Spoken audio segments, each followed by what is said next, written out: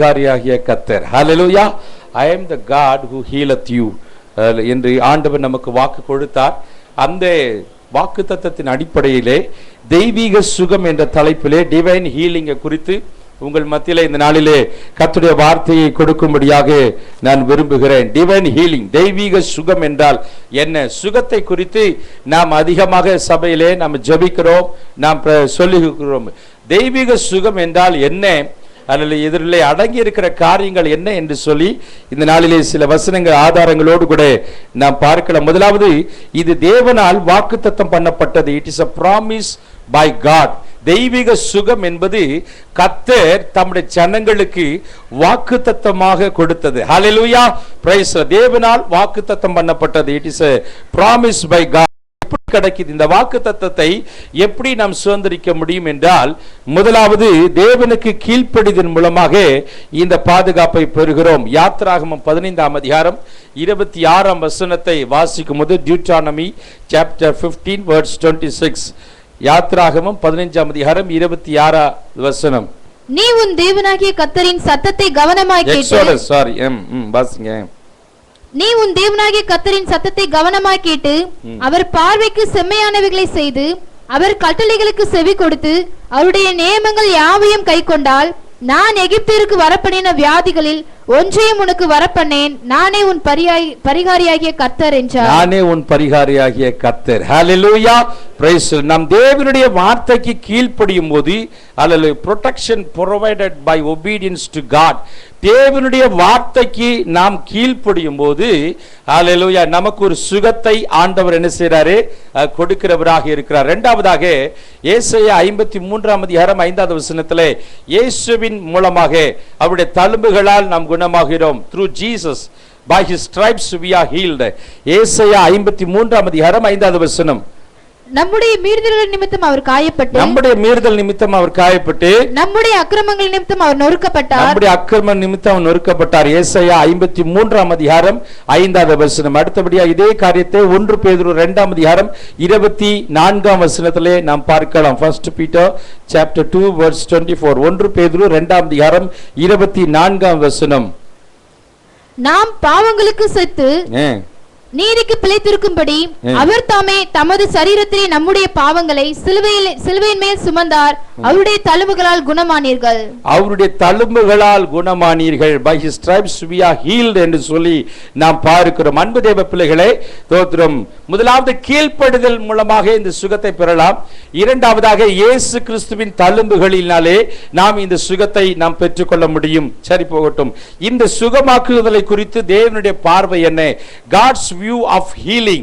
தேவன் இந்த சுகமாக்குதலை குறித்து, அல்லேலூயா, அவர் பார்க்கிற பார்வை என்ன என்று சொல்லி ஒரு சில வசனங்களை நாம் பார்க்கலாம். முதலாவது, யோவான் எழுதின சுவிசேஷம் 9ஆம் அதிகாரம் 1லிருந்து 4 வசனங்களை எடுத்துக்கொள்ளுங்க. யோவான் எழுதின சுவிசேஷம், எல்லா வேதத்தை திறந்து எடுத்துக்கொள்ளுங்க. யோவான் எழுதின புதிய ஏற்பாட்டில் இருக்கு. மத்தேயு, மார்க்கு, லூக்கா, யோவான். யோவான் 9ஆம் அதிகாரம் 1லிருந்து 4 வசனங்களை நாம் வாசிக்கும் போது, healing the sick is God's work. பிணியாளிகளை குணமாக்குவது தேவனுடைய கிரியையாய் இருக்குது. வாசிங்க. அவர் அப்புறம் போகையில் பிறவி குருடனாகிய ஒரு மனுஷனை கண்டார். அப்பொழுது அவருடைய சீஷர்கள் அவரை நோக்கி, ரபி, இவன் குருடனாய் பிறந்தது யார் செய்த பாவம்? இவன் செய்த பாவமோ இவனை பெற்றவர்கள் செய்த பாவமோ என்று கேட்டார்கள். இயேசு பிரதியுத்தரமாக, அது இவன் செய்த பாவம் இல்லை, இவனை பெற்றவர்கள் செய்த பாவம் அல்ல. தேவனுடைய கிரியைகள் இவனிடத்தில் வெளிப்படும் பொருட்டு இப்படி பிறந்தான். பகற்காலமாய் இருக்க மட்டும் நான் என்னை அனுப்பினவருடைய கிரியைகளை செய்ய வேண்டும்.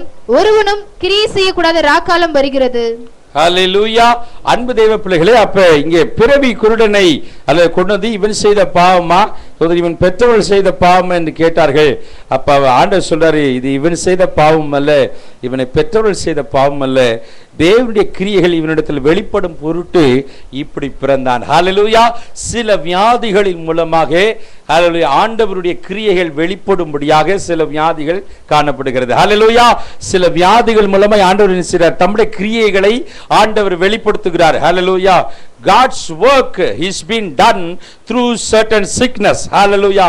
தேவனுடைய கிரியைகள் வெளிப்படும்படியாக சில வியாதிகள் இருக்கிறது. இரண்டாவதாக யோவான் எழுதின சுவிசேஷம் 11ஆம் அதிகாரம் 4ஆம் வசனத்திலே லாசரு குறித்து சொல்லும்போது healing the sick is for the glory of God. குணமாக்குவது தேவனுடைய மகிமை விளங்குவதற்காக.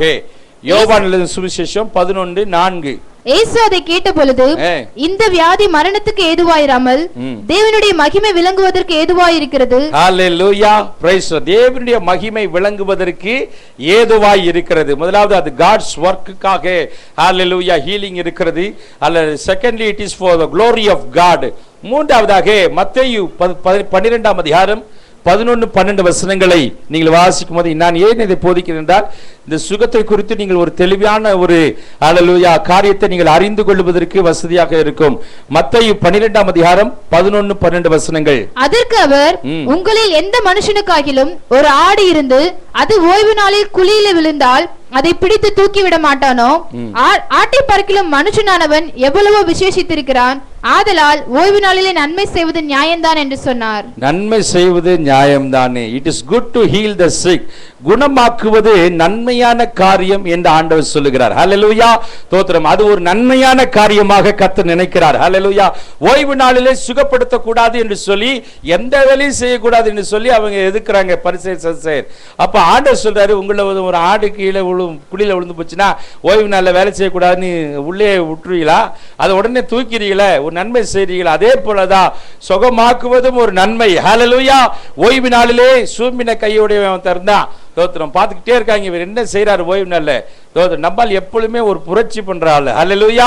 தோத்திரம் அவர் கூட இருக்கிறவங்க நம்மளும் அப்படிதான் இருக்கணும். ஹல்லேலூயா. உடனே என்ன பண்ண 4 பேர் பாக்குறாங்களேன்னு சொல்லிட்டு தோத்திரம் அமைதியா இல்ல நீட்டா கையாண்டார் நீட்டிவிட்டான் சரியா போச்சு. ஹல்லேலூயா. தோத்திரம் உடனே இவன் பிடிச்சுக்கிட்டான். எப்படி ஓய்வு நாள்ல நீங்க பண்ணலாம் இத? தோத்திரம் ஓய்வு நாள்ல எதுவும் பண்ணக்கூடாதே எப்படி நீ சுகப்படுத்தலான்னு தோன்றணும். அப்பதான் சொன்னாங்களே மரமண்டைகளா தோத்திரம் உன் வீட்டு கண்ணுக்குட்டியோ ஒரு மாட்டோ உள்ள விழுந்தா எடுக்காமலே இருப்பிய ஓடி போய் உடனே எடுத்துருவீங்கள தோத்திரம் போட்டு இதுக்குன்னா மட்டும் என்ன? ஹல்லேலூயா. நன்மை செய்வது தவறல்ல என்று சொல்லி ஆண்டவர் சுகமாக்குவதை நன்மையாக கருதுகிறார். It is good to heal the sick. நான்காவதாக மத்தேயு 8ஆம் அதிகாரம் 3ஆம் வசனத்தில் வாசிக்கும் போது Jesus was willing to heal the sick. நோயாளிகளை குணமாக்க இயேசு சித்தமுள்ளவராக இருந்தார். இயேசு தமது கையை நீட்டி அவனை தொட்டு எனக்கு சித்தம் உண்டு சுத்தமாக என்றார். உடனே குஷ்டரோகம் நீங்கி அவன் சுத்தமானான். ஹல்லேலூயா. எனக்கு சித்தம் உண்டு சுத்தமாகு என்றார். ஹல்லேலூயா. Praise the lord. ஆக இயேசு சித்தமுள்ளவராக இருந்தார். அதே 7ஆம் வசனத்துல நீங்க பாத்தீங்கன்னா அதற்கு இயேசு நான் வந்து அவனை சுத்தமாக்குவேன். So God was willing to heal the sick. ஆக சுகமீனமானவர்களை குணப்படுத்த தேவன் விரும்பினார். ஹல்லேலூயா. தோத்திரம். Price the Lord. ஐந்தாவதாக மத்தேயு 10ஆம் அதிகாரம் 1ஆம் வசனத்துல நீங்கள் வாசிக்கும் போது மத்தேயு 10ஆம் அதிகாரம் 1வது வசனம். அப்பொழுது அவர் தம்முடைய 12 சீஷர்களையும் தம்மிடத்தில் வரவழைத்து அசுத்த ஆவிகளை துரத்தவும் சகல வியாதிகளையும் சகல நோய்களையும் நீக்கவும் அவர்களுக்கு அதிகாரம் கொடுத்தார். Jesus gave the power to heal to the disciples. குணமாக்கும் வல்லமையை இயேசு தம்முடைய சீடர்களுக்கு அளித்தார். ஹல்லேலூயா. ஆக குணமாக்கும் வரங்களை ஆண்டவர் என்ன செய்றார்? தம்முடைய சீஷர்களுக்கு அவர் கொடுத்தார். அப்ப தேவனுடைய பார்வையிலே இந்த சுகப்படுத்துதலை எப்படி பார்க்கலாம்னா முதலாவது அது God's workஆக இருக்கிறது. தேவனுடைய கிரியா இருக்கிறது. இரண்டாவது அது தேவனுடைய மகிமை விளங்குவதற்காக காணப்படுகிறது. மூன்றாவதாக அது நன்மையான காரியமாக இருக்கிறது. நான்காவதாக அவர் சித்தமுள்ளவராக இருக்கிறார். ஐந்தாவதாக இந்த அதிகாரத்தை தம்முடைய சீஷர்களுக்கு அந்த வல்லமையை தம்முடைய சீஷர்களுக்கு அவர் கொடுத்தார். ஹல்லேலூயா. அப்ப இவ்வளவு காரியத்தை கர்த்தர் செய்யும்போது நம்ம வியாதியோடு கூட இருக்கலாமா? இருக்கலாமா? பதில் சொல்ல முடியல. பயமா இருக்கு. தோத்திரம். வியாதி வருது நியாயமா நியாயம் இல்லையா? தோத்திரம். இந்த செய்தியை கேட்டு கால் வலிக்குதுன்னு சொல்ல முடியுமா? சொல்ல முடியாதா? தோத்திரம். ஒன்றும் புரியல. அல்லேலூயா. தோத்திரம். வியாதி வருவது நியாயமா நியாயம் இல்லையானே தெரியல. அப்ப ஆண்டவர் இதை சுகப்படுத்துவேன் செய்வேன் மகிமை விளங்க கிரியை விளங்க சித்தமுள்ளவராயிருக்க இப்படி காரியங்கள் இருக்கும்போது ஒரு தேவ மனுஷனுடைய சரீரத்தில் வியாதி இருக்கலாமா? இருக்கலாமா? சொல்லுங்களேன். இருக்கலாமா? இருக்கக்கூடாது. இருக்கக்கூடாதுன்ற எத்தனை பேர்? இது ரொம்ப கஷ்டமானது. கையே தூக்க மாட்டீங்க, எதுக்கு கேட்டுக்கிட்டு? தூக்குனா ஏன்னு கேட்பான் அந்த ஆளு, தூக்கலன்னாலும் எதுக்குன்னு கேட்பான் அந்த ஆளு. தோத்துரும். எதுக்கு? தோத்துரும். வியாதி வரலாமா வரலாமா வரக்கூடாதா? வரலாமா? சரி, இருசா பரிசெயர் சதுசெயர் மாதிரி ரெண்டு கூட்டம் இருக்கீங்க. வரலான்றவங்களும் இருக்கீங்க, வரக்கூடாதுன்னு இருக்கீங்க. அல்லேலூயா, பிரைஸ் தி லார்ட். தோத்திரம். அன்பு தேவ பிள்ளைகளே, தோத்திரம். வியாதியை வச்சு நம்ம எதையும் நினைக்க முடியாது. ஒரு வசனத்தை வாசிங்கள, 2 ராஜாக்கள் 13ஆம் அதிகாரம் 14ஆம் வசனம். 2 ராஜாக்கள் 13ஆம் அதிகாரம் 14ஆம் வசனம்.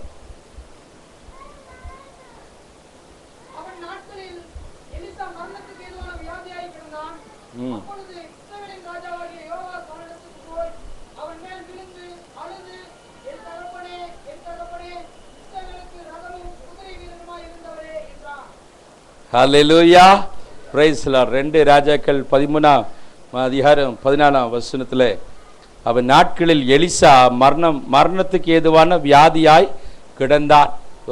யாருங்க இந்த எலிசா? யாருங்க இந்த எலிசா? தீர்க்கதரிசியா? எலியாவிடத்திலிருந்து ரெட்டிப்பான வல்லமையை பெற்றவன். அல்லேலூயா, ரெட்டிப்பான வல்லமையை அவன் பெற்றுக்கொண்டு எலியா காட்டிலும் ரெட்டிப்பான அற்புதங்களை செஞ்சு சாதிச்சவன். ஹல்லேலூயா, ஹல்லேலூயா. தேவனிடத்திலிருந்து ரெட்டிப்பான வரங்களை வல்லமைகளை பெற்றுக்கொண்ட தோத்திரம் இந்த எலிசா என்னவா இருக்கானா? தோத்திரம். மரணத்துக்கு ஏதுவான இவன் அடக்க பண்ணி வச்சிருக்காங்க ஐயா. தோத்திரம். இவன் எலும்புகளை கொண்டு ஒரு செத்த பிணத்தை போடுறாங்க, அந்த பிண உயிரோடு எழுந்திருக்கிறது. ஹல்லேலூயா, தோத்திரம். ஆனா இந்த எலிசா என்னவா இருக்கா? ஆமா ஆமா ஆமா, எலிசா மரணத்துக்கு ஏதுவான வியாதியாய் கிடந்தான். அப்பொழுது இஸ்ரவேலின் ராஜாவாகிய யோவாஸ் அவனிடத்தில் போய் அவன் மேல் விழுந்து அழுது, என் தகப்பனே, என் தகப்பனே, இஸ்ரவேலுக்கும் ரதமும் குதிரமாய் இருந்தவரே என்றான் என்று சொல்லி, நீதிமான்கள் மரிக்கிறார்கள், சிலர் நோயினாலும் கூட. எனவே சிலர் குணமாக்கப்படாவிட்டால் விசுவாசத்தில் நாம் தளர்ந்து போகவே கூடாது. அல்லேலூயா. அநேக நீதிமான்கள் அல்லேலூயா நோயினாலே மரித்து போறாங்க. அதற்காக அவர்கள் பாவம் செய்து விட்டார்கள், நீதிமான்கள் அல்ல என்ற அர்த்தம் இல்லை தேவ பிள்ளைகளே. அல்லேலூயா, பிரைஸ் தி லார்ட். நீதிமான்களும் அல்லேலூயா வியாதியோடு கூட இருப்பதற்கு சாத்தியக்கூறு இருக்கு என்பது இந்த வசனம் நமக்கு ஆதாரமாக. வியாதியை வச்சு அவங்க ஏதோ பாவம் செஞ்சுட்டா போல, அதான் இந்த வியாதி பட்டு நம்ம தான் சொல்லணும். எனக்கு ரொம்ப கஷ்டமா இருக்கு, அப்படி இந்த ரொம்ப தலைவலி பாருங்க, என்ன பாவம் செஞ்சுங்களோ போய் முதல்ல பாவரிக்க செய்யுங்க, அப்பதான் பாவம் பட்டுன்னு சொல்லிடுவாங்க சிலர். அதே இன்னும் பிபி ஜாஸ்தி ஆகிப்போம் இதை கேட்டோன்னு. தோத்துரும். இருக்கிற பிரச்சனையில காட்டிலும் இது இன்னும் ஜாஸ்தி ஆகிப்போம். நீ பாவி அப்படின்னு சொல்லிட்டோன்னு தோத்துரும். சாதாரணமா அடிக்கிற ஹார்ட்பீட் பக பக பகன்னு வேகம் அடிக்கும். ஐயோ நான் நல்லா தானே இருக்கேன், என்ன போய் பாவின்ட்டாங்களே. தோத்துரும். வியாதி வருவதனால நம்ம இன்னும் ஒரு பாவியா? அல்லேலூயா, தோத்துரும். அன்பு தேவ பிள்ளைகளே, பிரைஸ் தி லார்ட். நீதிமான்களும் அல்லேலூயா வியாதியில கஷ்டப்பட்டு இருக்கிறாங்க. அல்லேலூயா, பிரைஸ் தி லார்ட். எலிசா வியாதியில மரித்தான். வியாதியை வைத்து நம்ம என்ன செய்யக்கூடாது, எதையும் நம்ம எடப்படக்கூடாது. இந்த ஹீலிங்கை குறித்து ஆண்டவர் நமக்கு கற்றுக் கொடுக்கிற காரியங்களே ரொம்ப ஆச்சரியமானது. வேதத்தில் ரொம்ப அழகாக ஆண்டவர் நமக்கு எல்லாத்தையும் எழுதி வச்சிருக்கிறார். தோத்திரம், பிரைஸ். சிலர் இதை குறித்து பிளண்டா பிரசங்கம் பண்ணி எல்லாரையும் குழப்பி ஒரு வழி ஆக்கிடுவாங்க. தோத்திரம். சரி, பார்க்கலாம். நோய்களுக்கான காரணங்கள், காசஸ் ஆஃப் சிக்னஸ் என்று சொல்லி பார்ப்போம். இந்த நோய்கள் வருவதற்கு காரணங்கள் என்ன என்று சொல்லி நாம் பார்ப்போம். முதலாவதாக தோத்திரம் ஆதியாகமம் 3ஆம் அதிகாரம் 16 to 19 வரைக்கும். Problems on earth because of Adam's sin. ஆதாமின் பாவத்தினால் பூமியிலே பிரச்சனைகள் வந்தது. அவர் ஸ்திரீயை நோக்கி, நீ கர்ப்பவதியாய் இருக்கும்போது உன் வேதனையை மிகவும் பெருக பண்ணுவேன், வேதனையோடு பிள்ளை பெறுவாய், உன் ஆசை உன் புருஷனை பற்றி இருக்கும், அவன் உன்னை ஆண்டு கொள்வான் என்றார்.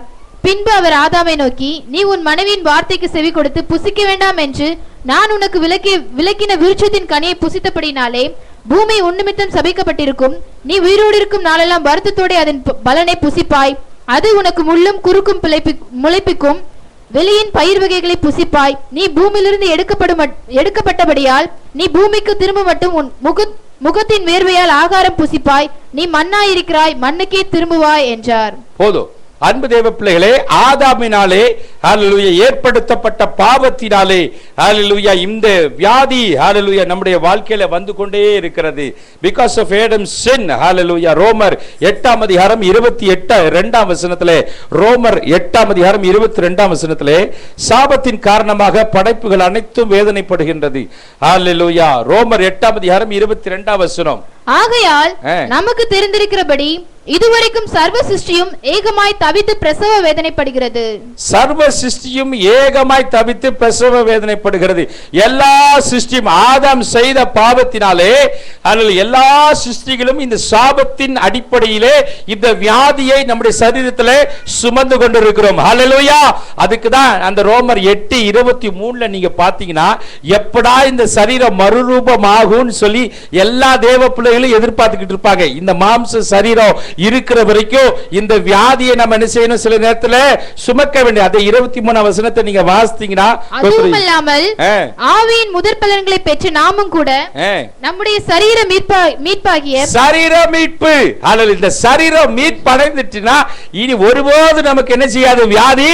ஆமா, ஹல்லேலூயா. நம்ம சரீரம் மீட்படைஞ்சு ஹல்லேலூயா பரலோகத்துக்கு நம்ம போயிட்டோம்னா அங்க போய் எந்த ஊசியும் கிடையாது, எந்த பாராசிட்டமாலும் கிடையாது, எந்த பிபி மருந்தும் எந்த டயபெட்டிஸ் மருந்தும் கிடையாது. ஹல்லேலூயா. ஸ்தோத்திரம். வியாதி என்ன, நம்முடைய சரீரம் மீட்படைந்து விட்டது. ஹல்லேலூயா. அதனால வியாதி அங்க இல்லை. ஸ்தோத்திரம். அங்க ஹாஸ்பிட்டலும் இல்ல, ஒண்ணுமே இல்லை. ஸ்தோத்திரம். அதனாலதான் எல்லா சரீரங்களும் எல்லா ஆத்துமாக்களும் இந்த சரீர மீட்படையும்படியாக ஏக தவிப்பா தவிச்சுக்கிட்டு, அப்பா என்னைக்கையா நீங்க வருவீங்க. ஹல்லேலூயா. என்னாலோ நீங்க வருவது. ஹல்லேலூயா. என் சரீரம் மீட்படையும் போது இப்படிப்பட்ட வேதனையிலிருந்து நான் நீங்கி சுகமாய் இருப்பேன். ஹல்லேலூயா. Praise the lord. இரண்டாவதாக ஸ்தோத்திரம், இந்த நோய்கள் வருவதற்கு காரணம் என்ன?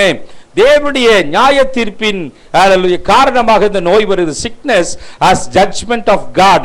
ஹல்லேலூயா. முதலாவது பாத்தீங்கன்னா கீழ்ப்படியாமையினாலே வருகிறது. லேவியராகமம் 26ஆம் அதிகாரம் 14 16 வசனம்.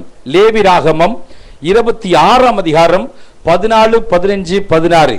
கீழ்ப்படியாமையே காரணமாக இருக்கிறது. நீங்கள் எனக்கு செவி கொடாமலும் இந்த கற்பனைகள் எல்லாவற்றின்படி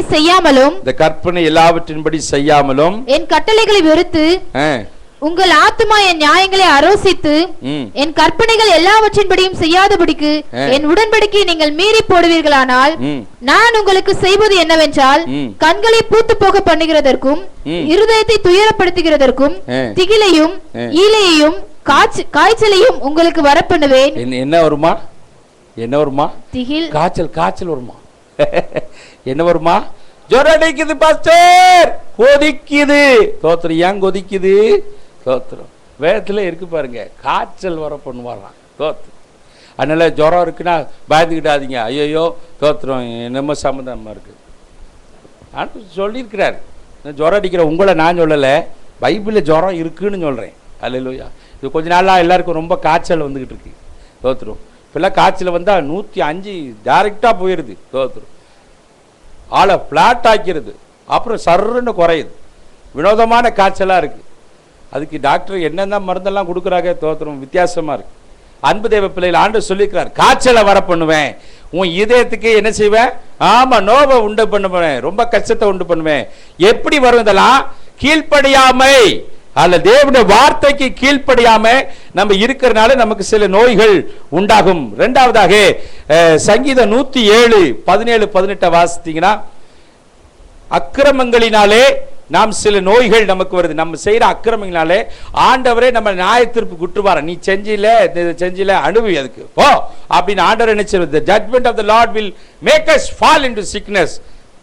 நிர்மூடர் தங்கள் பாதக மார்க்கத்தாலும் தங்கள் அக்கிரமங்களாலும் நோய் கொண்டு ஒடுங்கி போகிறார்கள். அக்கிரமங்களினாலும் நோய் கொண்டு ஒடுங்கி போகிறார்கள். ஹல்லேலூயா. ரொம்ப நாளைக்கு தேவனோட விளையாட முடியாது. ரொம்ப விளையாண்டீங்க போற்றுவார் 2 போடு. தோத்திரம். உங்களை இல்ல, தோத்திரம் கீழ்ப்படியாதவர்களை. ஹல்லேலூயா. தோத்திரம். ரொம்ப நாள் என்ன செய்ய முடியாது. ஆமா, ஆண்ட பொறுமையா இருப்பாரு. நீடிய பொறுமை உள்ளவர், ரொம்ப நீடிய பொறுமை உள்ளவர், ரொம்ப நீடிய பொறுமையா இருப்பாரு. தோத்துரும். அப்புறம் அது டைம் முடிஞ்சு போச்சுன்னு தெரிஞ்சது. தோத்துரும். அப்புறம் நம்ம சந்திக்க வேண்டியதெல்லாம் ஆமா நம்ம சந்திக்கணும். சிலவங்க பார்த்தீங்கன்னா நல்லா சொல்லிக்கிட்டு இருக்கும்போது வரமாட்டான் ஆண்டவர்கிட்ட. தோத்துரும். சிலர்லாம் நீங்கள் பாருங்க, ஆண்டவர்கிட்ட வாப்பா, ஆண்டவர்கிட்ட வாப்பா, ஒழுங்கா இருப்பா, நல்லா இருப்பான்னு கேட்க மாட்டான். தோத்துரும். இஷ்டம் போல திரிஞ்சு ஆண்டவர் போடுவார், 2 போட்டு சாவ போகிற நிலைமையில நான் இயேசுவை ஏற்றுக்கிறேன், இயேசு எனக்கு சுகம் தருவாரா, என்ன கிண்டல் இல்லை. தோத்துரும். சோமே பெற மாட்டான். தோத்துரும். சோமே பெற மாட்டான். சொல்லும் போதெல்லாம் கேட்காம இஷ்டம் போல திரிஞ்சுட்டு டாக்டர் எழுதி கொடுத்துருவான், நீ செத்து, நீ அவ்வளவுதான், செத்துன்னு ஒரு 4 நாள் டைம். அந்த 4 நாள்ல இவர் இயேசுவை ஏற்றுக்கொண்டு ஞானஸ்நானம் எடுக்க முடியுமா?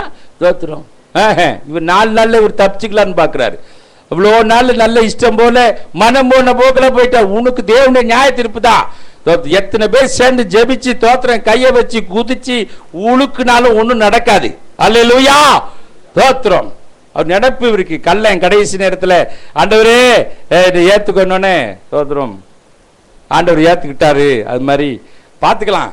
எப்படியும் சாவுறது ஒரு செகண்ட் முன்னாடி நமக்கு தெரிஞ்சு போயிரும்ல, அப்ப இயேசுவேன்றுவோம். தோத்திரம். இதெல்லாம் வேலைக்கு ஆகாது. Judgement of the Lord will follow upon you. நல்லா இருக்கும் போதே ஆண்டவருக்காக என்ன செய்யணும்? ஆமா, ஓடி உழைக்கணும். Praise the Lord. நல்ல செய்யணும் ஆண்டவருக்காக.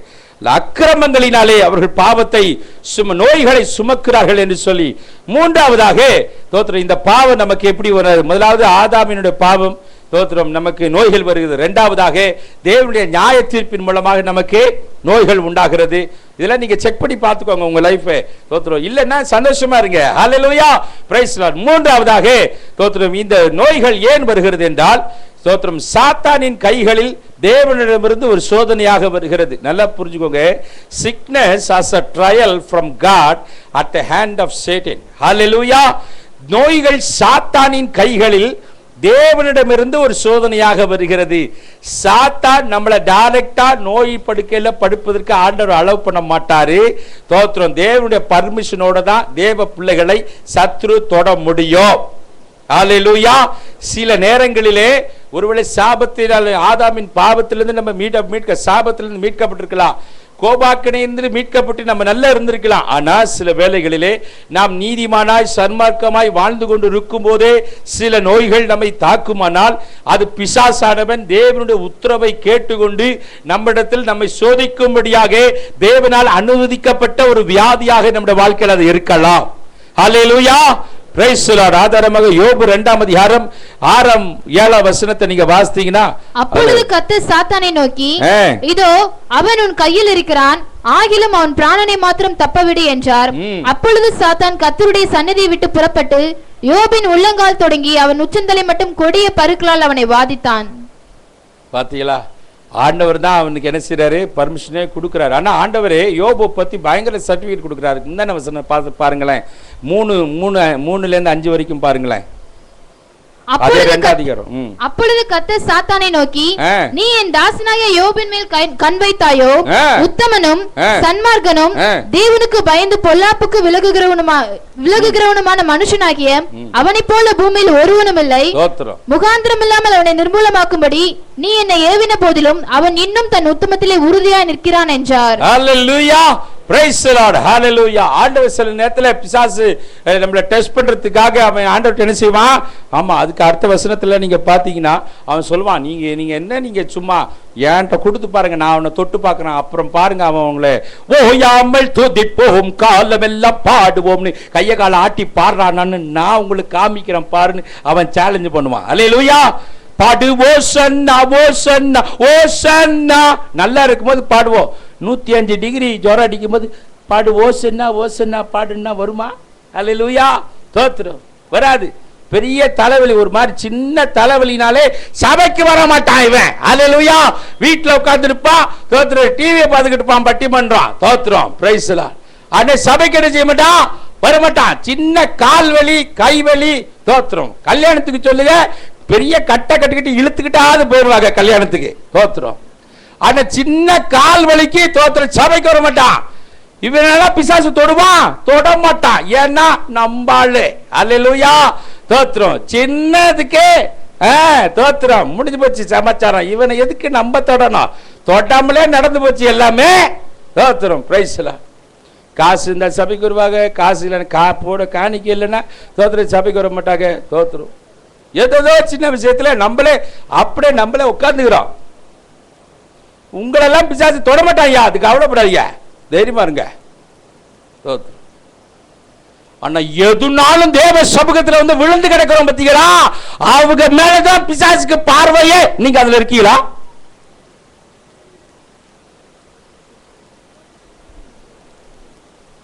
அல்லேலூயா. ரொம்ப நாள் வேலை இருக்காது, அப்புறம் பார்த்தா ஞாயிற்றுக்கிழமை தான் வேலை கிடைக்கும். உடனே கோயிலுக்கு போறதா வேலைக்கு போறதா, ரொம்ப நாள் கழிச்சு வேலை கிடைக்குது, போ வேலைக்கு போ.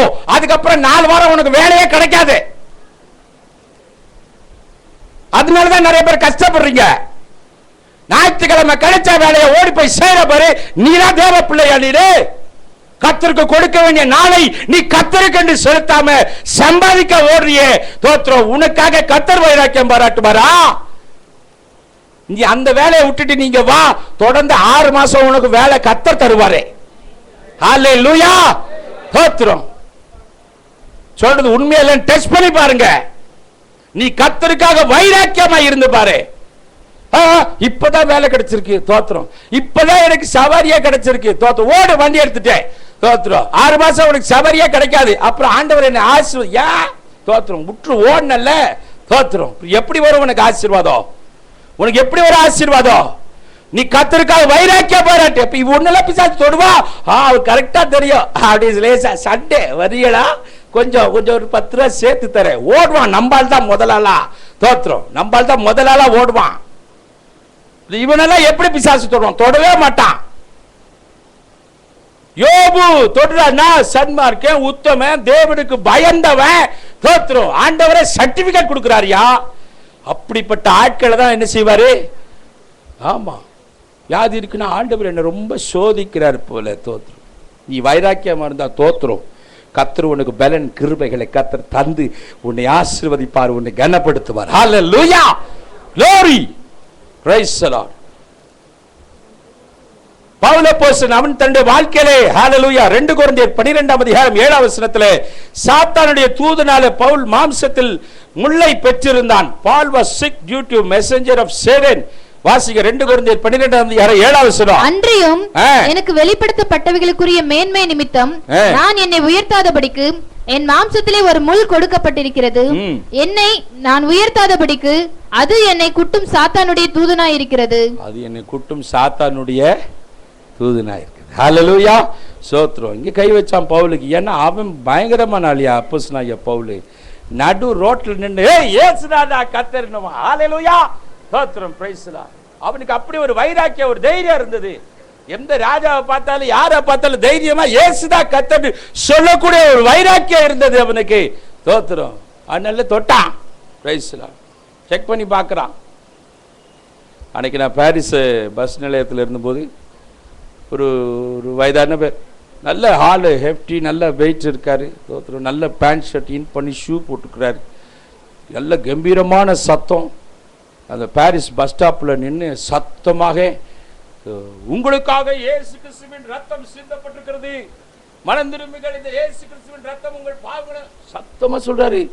தோத்திரம். எவனையும் கண்டுக்கல. திடீர்னு பார்த்தா என்னடா இயேசு கிறிஸ்துவின் ரத்தம், இயேசு கிறிஸ்துவின் ரத்தம் சத்தம் கேட்குது. பார்த்தா அந்த ஆள் அவ்வளோ டீசன்ட், நல்ல வெங்கல குரல்.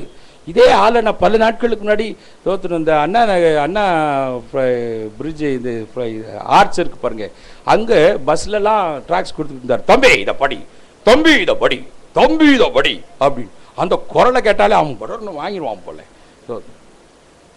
அப்ப இப்படி எவ்வளவு வைராக்கியமாய் அல்லது தேவனுக்கு நிற்கிறாங்க. ஹல்லேலூயா. நம்ம தோத்திரம் பரிசுத்த கூடார சபைக்கு வரோன்னு சொல்லுவதற்கே நமக்கு இல்ல சும்மா தான் போனேன், அது எப்படி இருக்குன்னு பார்க்க, அது அல்ல சும்மா. இயேசு கிட்ட பேட்டியடா, தோத்திரம் இல்ல கூப்பிட்டாங்களா, அதான்